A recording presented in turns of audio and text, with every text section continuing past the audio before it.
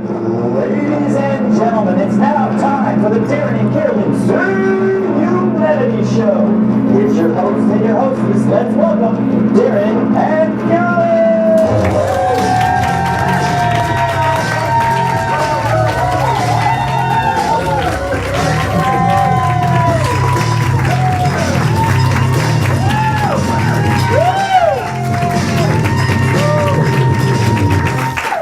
We did it! We are on show 2. Welcome everybody, welcome to show number 2!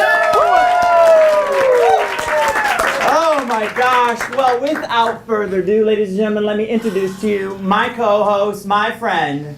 Your really good friend?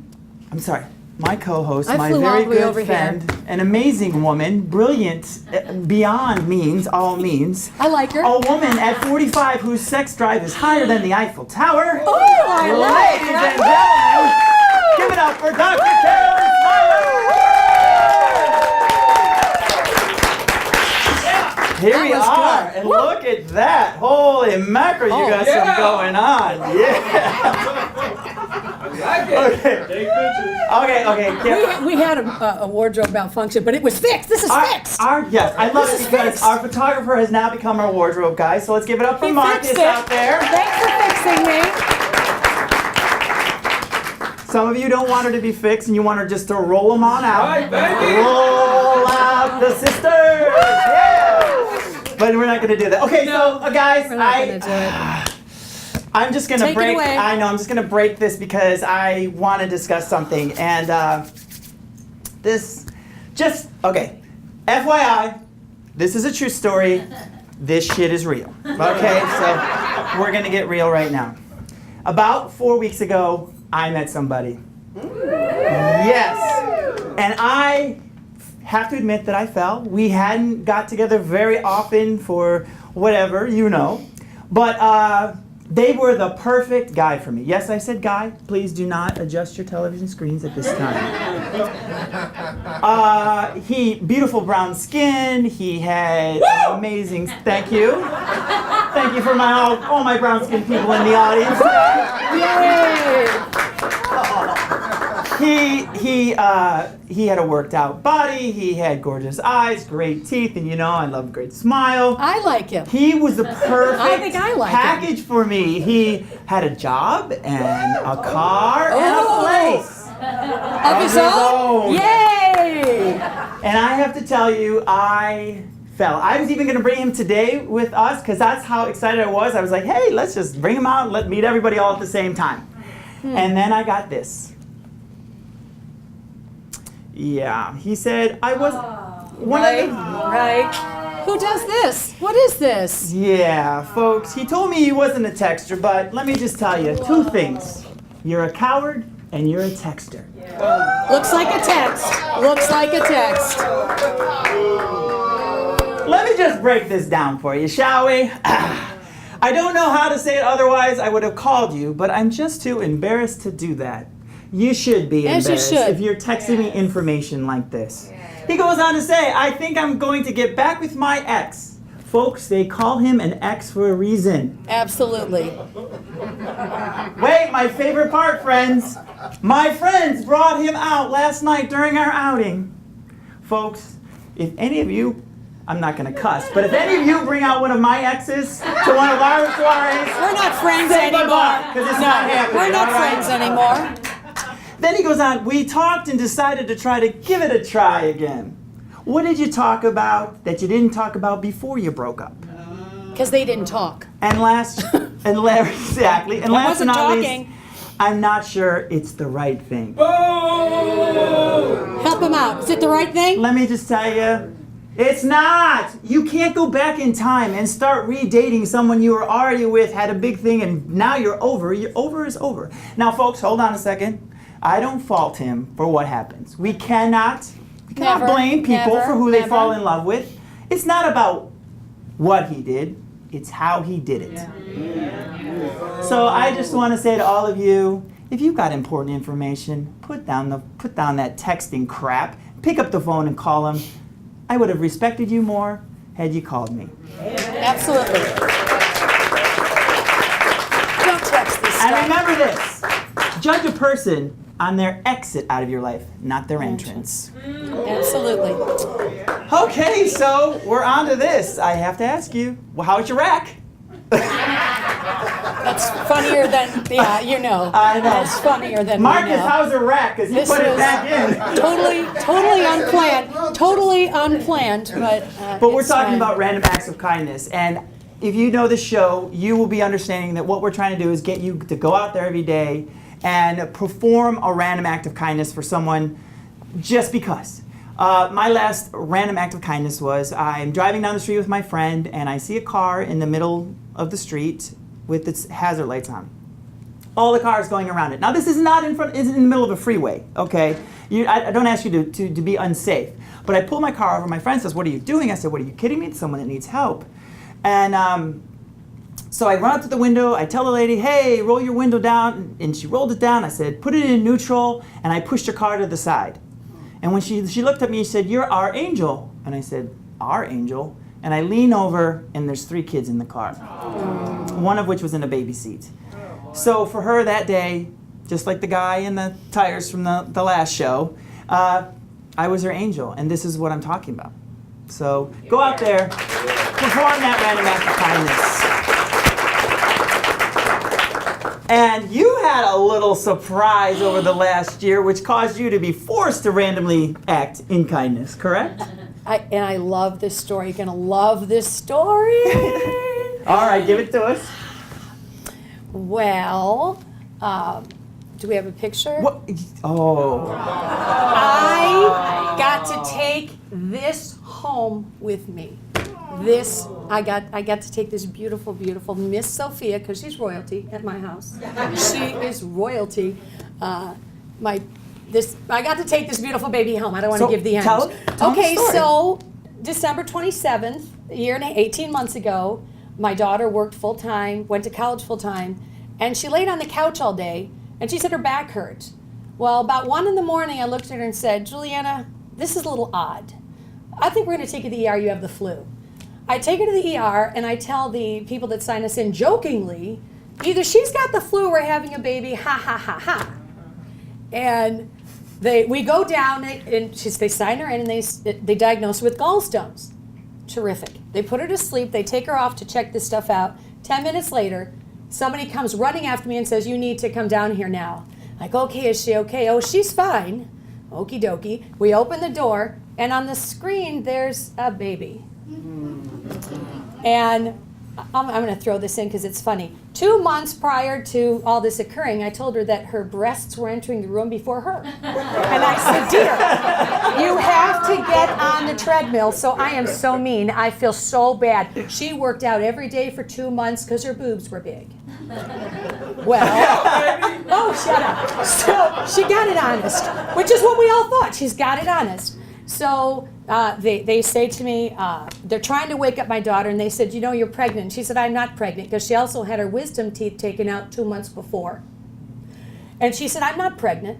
And she says, "What are we going to do?" I said, "Well, darling, it's water under the bridge. What are we going to do? I can't yell at you now. We have people watching. Can someone go get your father, her father?" He comes in the room, and I put my hand up, and in our house that I'm in control, I said, "Don't say anything, but we're having a baby. Smile." And I said, "Don't say anything." He was up against the wall. He was sucked into the wall at this point. And I turned around, and I said, "Okay, what are we having?" And she said, "A girl." So I'm, of course, thinking, we're 5 months along, because I know that we can tell the sex 4 or 5, because I'm looking at her stomach. Like, well, she can't be 4 or 5 months pregnant. And I said, "Okay, do we have a healthy baby?" "Oh, yeah, the baby looks good." I said, "Okay, well, when's baby coming?" January 9th. And it's 1 in the morning. I'm like, okay. She's not good at math, just so you all know that. January. But she knows that those 2 dates are really close together. I wore sweatpants with holes in the crotch and a ponytail. I'm looking real fresh. And I said, "Okay, when is baby coming?" "January 9th. And then she pauses, and she said, "But we think baby's coming now." "Now?" Okay. Eventually, I'm on the phone with this. I'm like, "Darren, what am I going to do? My youngest is 13. I have not a matching sock in the house, and he's a boy. What are we going to do with this baby?" But we can't say anything. But I'm like a coach. I'm like, "Get back in there. Go, go, go." So it's 1:10 in the morning. At 4:45, we have an 18-pound, 22-inch long baby that was under her rib cage. 18 pounds, perfectly fine, nothing wrong with her, because as you know, I'm a naturopath and I could tell somewhere she was iron deficient. I'm like, you're and a little crabby. What's wrong with you? You know, she's a little crabby, but she was actually a normal person. She was just like a girl the whole way through. And bottom line is, she said, what are we going to do? My mom said, are we putting her up for adoption? I said, I saw her face. No, she's ours. She's coming home with us. So I got to take this beautiful, and I love her. She calls Darren on the phone all the time. She's 1.5. She calls him. 1.5, and she knows which my phone number is on her phone, and I'll get this. I'm like, why Carol? Oh no, Carolyn's not one of another Carolyn's drunken stupor. She waits by the Skype. She waits by Skype for him to call. So she just sits on just Skyping him, just giving her. And this leads perfectly from our random act of kindness, because tell them what happened after that. Because this baby was coming, you hadn't planned, you didn't know nothing. Nothing. Except I said, well, people lived in drawers forever. We'll put her in a drawer with blankets. I don't know. We're going to work something out. And it got through the grapevine because I had to call my daughter's employer and say, you need to take her off the schedule. Well, why? I said, well, honestly, she's having a baby. The whole world thought this was a joke because they had all just seen her. And they said, is this her mother? I said, it really is her mother, and I'm serious. I got to hang up because the baby is coming. But take her off the schedule. So the word of mouth got out. When we got home 4 days later, our front porch, our house was full of everything we needed for Sophia. My daughter has existed a year with the kindness that people gave her. And I just thought, isn't this great? Because I don't ask for anything, but when you need it, you will receive it. So Sophia's just a gift. Her mother was able, because what are you going to do? We got to take care of the baby. What are we going to do? We're having a baby. She's the funniest damn and thing, she's too. the cutest little thing. Well, this is perfect because the topic you've chose for today is what? Childhood vaccinations. And before I ended up being a doctor, I had to write my dissertation, and Juliana would listen to me study all of this stuff. So we knew right away this is what was going to come. You know, we had to have the childhood vaccinations. There was a particular one. This is the first one we're going to discuss here. So how many of you guys actually know about how many childhood vaccinations there are? Who could say how many doses of childhood vaccinations that you would get before you're the age 18? Anybody have a guess, a number? 6. I think it's 6. 6 vaccinations? 18. Okay, 12. 18? Get comfy. All right. Here we let's go. let's just tell you Here what's going to we happen over the go. 18 years your child's grown up. Here we go. At birth, they take your 8-pound baby right off for a hepatitis B shot. Hepatitis B you can only contract in 2 ways: sex or dirty needles. And when Sophia came out, I said, you know, we promised to keep her away from any sexual activity and a dirty tat. So the hepatitis B shot is kind of useless, and the immunity only lasts 8 years. That's all. Then we move on to 2 months, 1 to 2 months. Once again, another hepatitis B shot. A cocktail, okay, just for your reference, a cocktail means 2 shots in one. So you've got 1, 2, 3, 4, 5, 6, 7 in one sitting. And you can they really want you to have all 7 in one, okay? Now, we're going to move on to 4 months old, repeat performance. You have another hepatitis B, somewhat useless. Now, another cocktail in your Hib, IPV, PCV, in your RV. Then we move up to 6 months. Another cocktail, which means 2, Hib, IPV, PCV, RV. That's 1, 2, 3, 4, 5, 6 shots that day. And all of these letters you can always look up on the CDC website. Everything's there. It's right Nothing's there for a you. mystery. We're just giving you information again. And then 6 to 18 months. Again. Same thing, repeat performance. We just add some new ones, the MMR, your chicken pox, and hepatitis A is added, 2 doses that you have to receive 6 months apart. 4 to 6, repeat performance, you know, more. And the MMR. And yeah, another thing, you know, we're here to give you information. You do not have to really utilize the schedule that your doctor gives you. You can break these things up. What the goal with these vaccinations is doctors want you to have the most immunity in the quickest amount of time.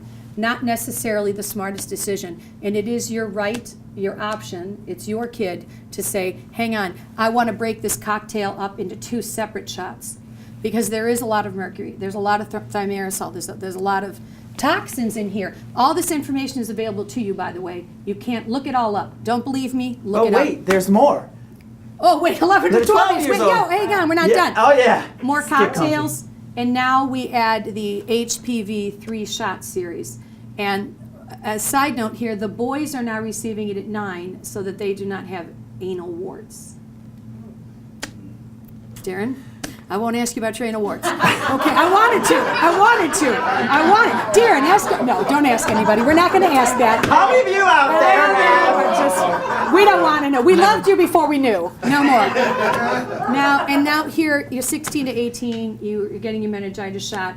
And here's the time to the space. If you choose to change the schedule, you have makeup time here, because you really don't have to have one shot after the other. So now this is where you make up.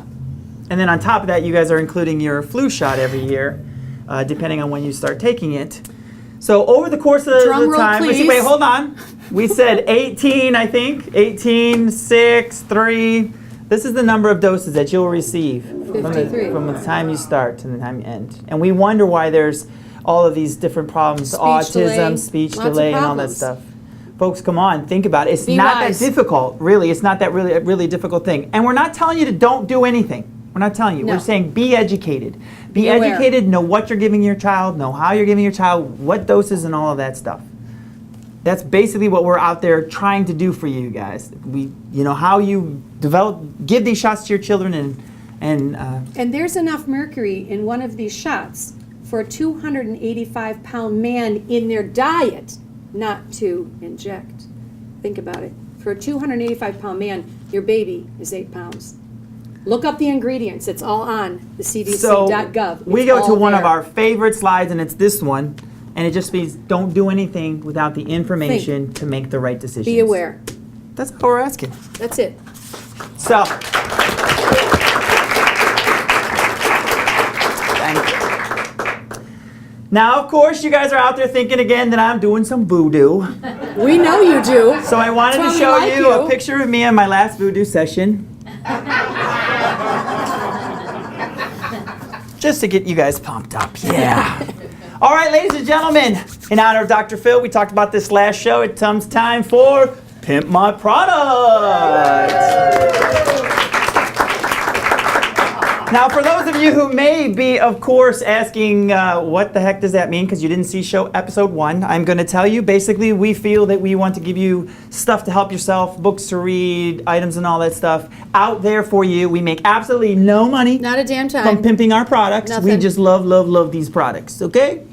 So our product this time is this book. Again, it's by Louise Hay. It's called You Can Heal Your Life. Carolyn calls it, The pretty book, because it's real pretty. because if you look It's just- through it it, makes it's a you happy to really read this gorgeous book You can't be to upset read. and read this book. And my favorite part about this book is that in the back of the book, it'll talk to you about ailments that you may be having and you just can't understand why, and how they're linked to your emotional state, and how that's affecting your general and health. and what you can do, mantras and different things you can say to yourself, repeat to yourself, meditations that you can do in order to heal yourself. So again, can't give this to one of you in the audience because we have no budget, but just know that if we could afford it, we would give do you one, it. 'cause we're Okay? good. That's okay, you can boo me because it makes me Yes. sad. It does. Because once again, we share that book too. We ship it back and forth. We share And this book is just to help you out and make you just be a better, It's a better person, which is better what we're all person doing. book. So, my question to all of you is, what makes you a good person? Thank you. He knows. Now, most of the time when I ask people, what makes you a good person, what do you think their response is? Being pretty? Oh. That's a good one, yet that just makes you pretty, not good. But the biggest response that I get is, well, I haven't killed anybody. Well, that makes you, yeah, thank you, right? Oh, I'm a good person. Well, I don't kill anybody. No, that just makes you a good human. But what makes you a good person? What do you do? Go out there every day or on the weekends or your time off and do for other people that doesn't directly benefit yourself. That's what makes you a good person. So for some of the suggestions that I will tell you is, you can mentor a child. I've been doing that for 7. I was corrected last night. It's now 8 years. The kid was sitting there. Darren. I know, right? Yeah, the kid you mentioned was Johnny sitting there. was sitting there He and let you said, know "Hey, it's 8 years. Hello." And I've actually had 3 different kids, and one of the kids that I also do is deaf, and so I've learned sign language in order to communicate with him as well. Also, you can donate your time. Go out one day here or there to a food kitchen or somewhere where they give out meals. Carolyn knows she'll call me, and on a Tuesday night, I'll be like, "I'm on my way." And she's like, "Good God, do you have any time to yourself?" And I'm like, "No, but it does give back to you." Did you eat before you left for the soup kitchen? I know, right? No. And you can't eat at the soup kitchen. That's rude. You can't eat at the soup kitchen. I know, that's right? rude. You're there to serve. You can't eat. It's rude. You know? But then he doesn't eat before he goes, like, what's wrong? You haven't eaten and you're feeding 4 people? Who does this? I know, but it's just giving back, you know. I'll grab a burger on the way out later on. But also, smile and say good morning. We don't do that enough. And No. Carolyn, tell them about your experience yesterday or the day A couple before. days ago, we're in the store, and I smile at people. Not a damn person. Like, Darren, we go to the car. I said, "No, they don't like blonde people here. What's going on?" I mean, nobody would smile at me. I should have undone my shirt more. Oh, they smile all the time. It's supposed to be funny. They can edit everything here. Okay, go ahead. Exactly. We have editors. Go ahead. So that's basically what I'm trying to tell you again. Trying to get the message out there, because myself, and I am not perfect by any means. I'm not going to tell you that I'm perfect in every way. You are. But I do the best I can to go out there and change people's lives so that the people that I love and that love me know it all the time. Spend more time with your friends. Spend more time with your relatives that you like, of course. Family, the other F word. It's true, right? Family, the other F word. My family thinks I do voodoo, so there. So this leads up to my favorite part of the show, Darren's pet peeves. Da, da, da, da!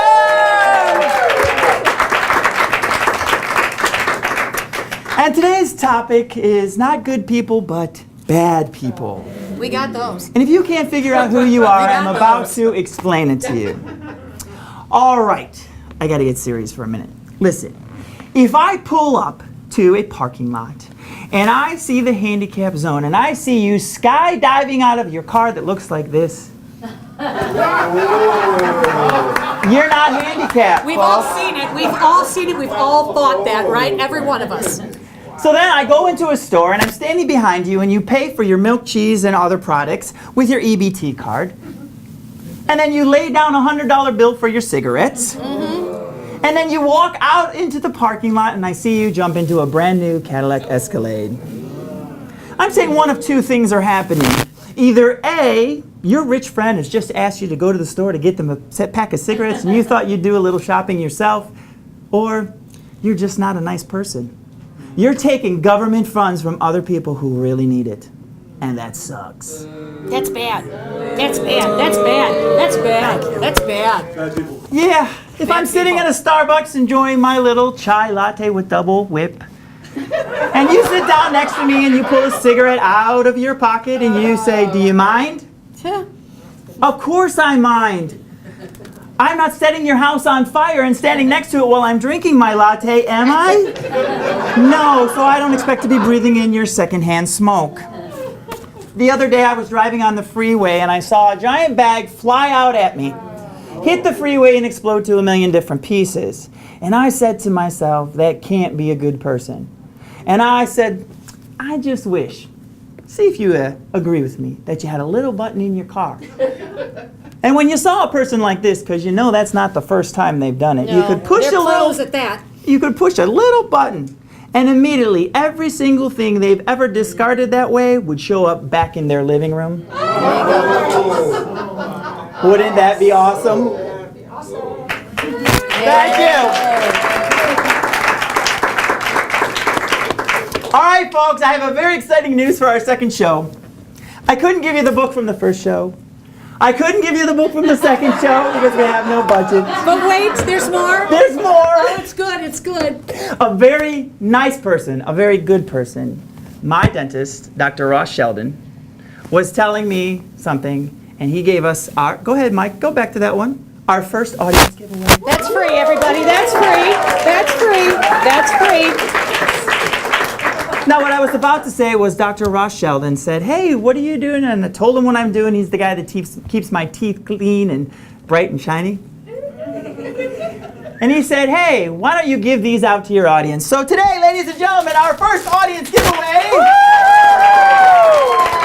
a brand new toothbrush, compliments of Dr. Ross Sheldon. Yay!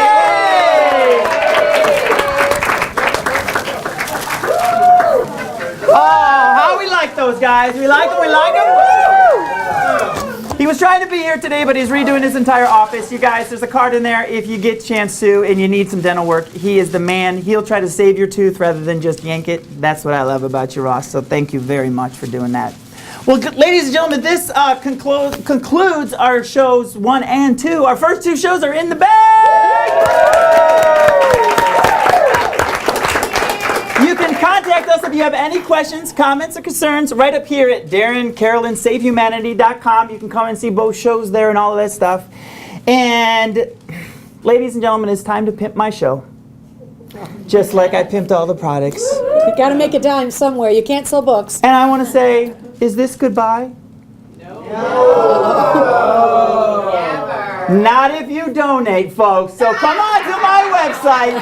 Throw us a few dollars. If everybody that views it throws in a couple of dollars, we can do more shows. We have shows listed that we want to do both for her and for myself. Check them out. You want to see something, let us know what you want to see. And we were going to bring her on back, fly her butt back here and make her do this all over again. Yeah! Even though you put pictures up, I'll So do I it want for to take you. time right now to thank everybody. First of all, Mike, my technical director back there. Give it up for Mike. Running my camera and running the whole show. Jake, my producer over here in red. My lovely photographer and, of course, wardrobe guy, Marcus. Nicole, my hair stylist and makeup. Thank you, Nicole. Thank you very much, all of the crew. Give it up for the crew who came out and did this for me. And make some noise for you, my friends. Woo! Goodbye, everybody. I love you, folks. Here, I have one toast to you. Here you go. When we're together, sharing ideas, you tell me, baby, it ain't no big deal. But now you've put my feelings under attack. Baby, got me spinning that wheel. You say it ain't quite that